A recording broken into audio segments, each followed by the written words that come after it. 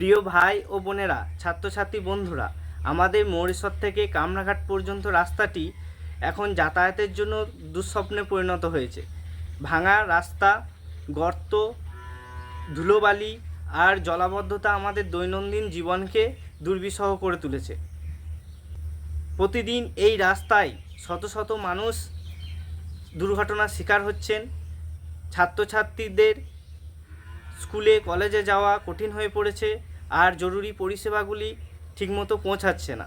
এই অবহেলার বিরুদ্ধে আমাদের এখনই একসঙ্গে তার বিরুদ্ধে প্রতিবাদ গড়ে তুলতে হবে। আগামী 22শে জুন রবিবার দিন সকাল 9টায় ময়ূরেশ্বর থেকে কামরাঘাট যাওয়ার রাস্তাটি মেরামতের দাবিতে ময়ূরেশ্বর ক্যানাল অফিস মোড়ে আমরা সিপিআইএম একটি বিক্ষোভ সভার আয়োজন করেছি। এই লড়াই শুধু আমাদের নয়, এটি আপনার, আমাদের সকলের লড়াই।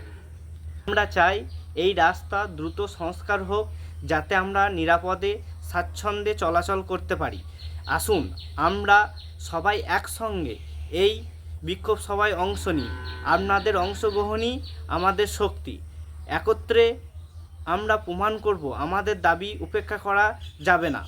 তাই আগামী 22শে জুন রবিবার দিন সকাল 9টায় ময়ূরেশ্বর থেকে কামরাঘাট যাওয়ার রাস্তা মেরামতের দাবিতে আমাদের সঙ্গে রাস্তায় নেমে আসুন। আমরা একসঙ্গে লড়াই করি, জয়ী হই।